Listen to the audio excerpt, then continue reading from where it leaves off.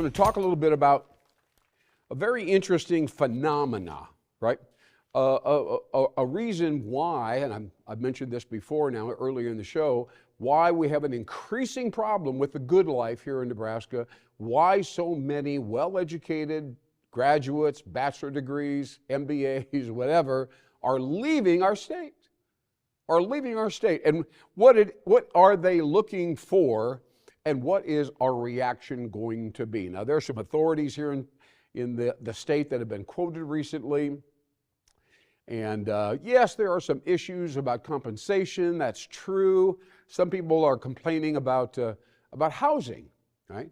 And they can't seem to find a really nice home that they can afford, and nothing looks really good to them. So that says to them that the lifestyle isn't going to be that interesting. It's not just about work, right? It's not just about the job or the career.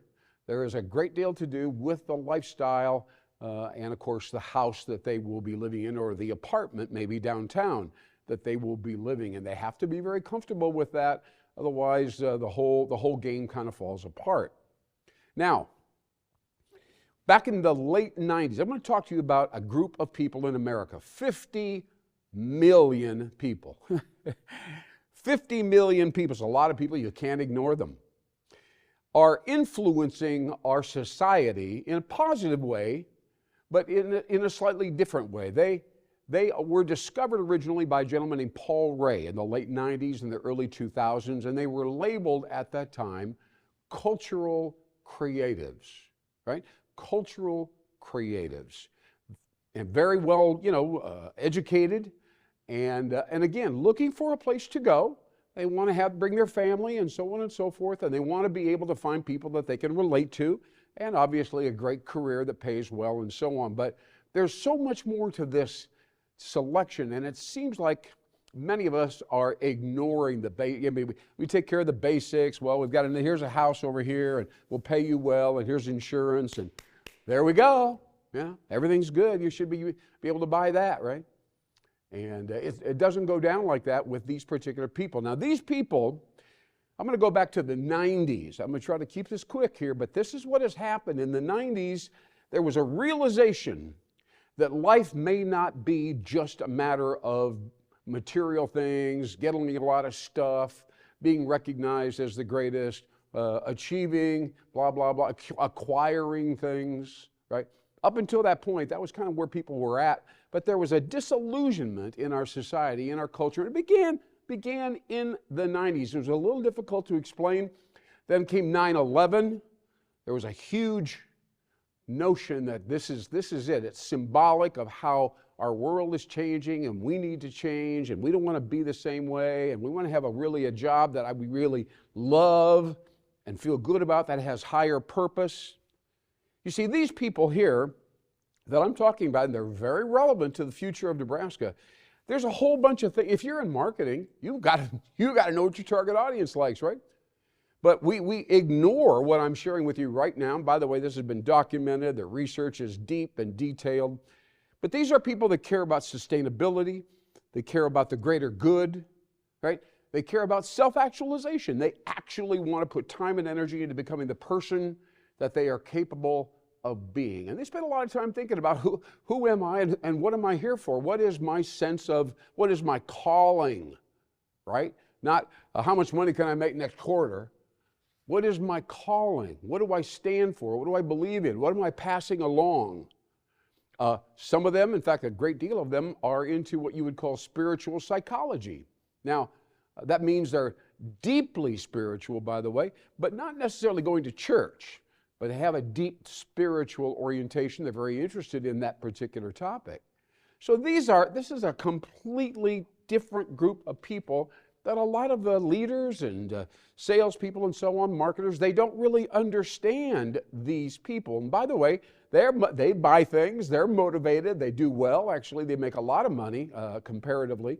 So you've got to learn about the cultural creatives. Now, we've renamed the cultural creatives.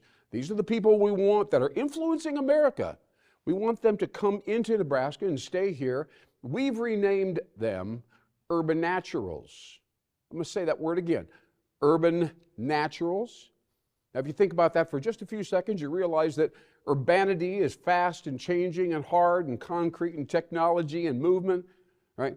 And of course, the word natural is organic, relaxed, kind of rural, green, of course. But they are definitely opposites. Now, these people that I've mentioned to you, 50 million of them are, in fact, eclectic. They love pulling opposites together, okay? And they love all the things that I mentioned a little bit earlier. They feel they're part of something that is changing, the country is changing, and certainly there is a sense of, conscious growth, right? A sense they know who they are, they know what they need to become, they have a vision, they have a dream for themselves and so on, regardless of what's going on or whether it fits into a conventional routine or definition of a job. A lot of them have an entrepreneurial streak or drive, but not necessarily all of them. So again, bottom line, 50 million people. We need to know what they like, we need to give it to them, and they will come here and stay. And they will make a lot of money and they will pay a lot in taxes. But a lot of the people, in fact, most of the leaders here in the state of Nebraska are not aware of this. They don't really embrace it, although they acknowledge. And by the way, let's talk about eclectic. Let's talk about opposites, right? Urban and natural being opposite. There are many examples of contrast. Things that are like, well, there's this and then there's this. They're opposite, but I really like them. Now, in 1981, this is crazy. In 1981, two scientists in Northern Europe received the Nobel Prize for proving the correlation and the relationship between visual imagery, especially high contrast imagery, and emotion. Positive emotion, by the way. So in other words, if you take a look, this is simplistic, of course, you take a look at a circle, one side is black, one side is white, your eyes immediately go to where those two colors or non-colors come together. As you know, it's called the allocation of attention right there. It actually emits an energetic impulse, goes to the visual cortex of your brain, yes, and as a result, stimulates your visual cortex to release dopamine into your brain. That gives you kind of a mild mood lift or boost. It's a very positive thing. It's not something that's explosive by any means. But think about that for a second. That is absolutely proven. They spent 30 years measuring people looking at certain types of imagery and obviously how their brains, the neuronal system is responding. Now, this is a very important idea because if you are an architect, you're going to want to create buildings that have a facade on the out. If you believe in this, they have it on the outside, they have maybe wood and glass, okay? Something that's organic and synthetic, something that's primal wood right next to metal or steel. The exact opposites now, high contrast, just like the Nobel Prize winning research that I just mentioned.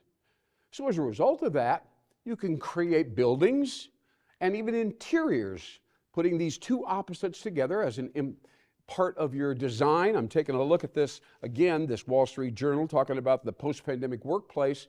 That needs to be built into the design concept for any new workplace going forward. We call it urban natural design because it's eclectic, like the very people that we are trying to attract, the very knowledge workers, 50 million of them that we are trying to attract right here in Nebraska.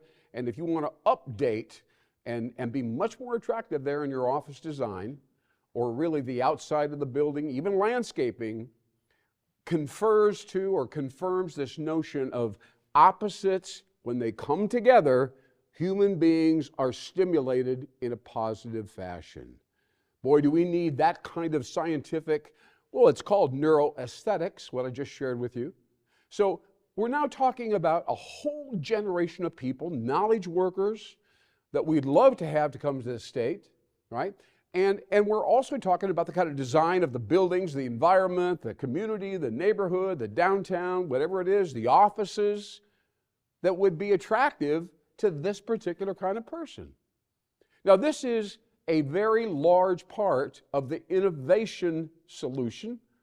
91%, you've heard this before in this show, 91% of these people want to work for an employer where innovation is going on. They want to work for an innovative company, new products, new services, new office design, new kinds of leadership, new. That's what these people are looking for, as well as high contrast design. So you now have about 70% of the solution.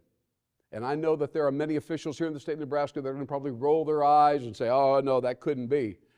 But I'm going to take you all the way back to 1981, 30 years of research, show you the design, show you the concept, and just simply take the idea, like any innovation organization would, and apply it in a slightly different context to get the people that we need right here to kind of bump up our sense of who we are, that we're attractive, and by the way, that the good life exists right here, but it may not be what we think the good life is. It's not always nostalgia, sentiment, things from the past, but now with artificial intelligence and all the things that are coming at us, we need to be able to prove, and we did it with this image I just showed you a few minutes ago, that we can absorb and adapt to fast-paced technology, even if that artificial intelligence is 1,000,000 times more intelligent than AI is right now. This is a statistic that applies to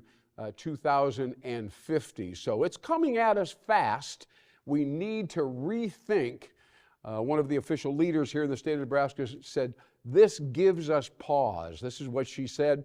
She said, it's not really working out the way we expected. Compensation, the movement, and so on, all of that should give us pause. Well, this is your opportunity right now to start fresh, think new, find a new approach towards bringing and attracting and maintaining people right here in the state of Nebraska. That means we will not have the tax problems that we know are coming right now. Let's do something about it right here on WowBiz Nebraska. I'm Lynn Hinderaker.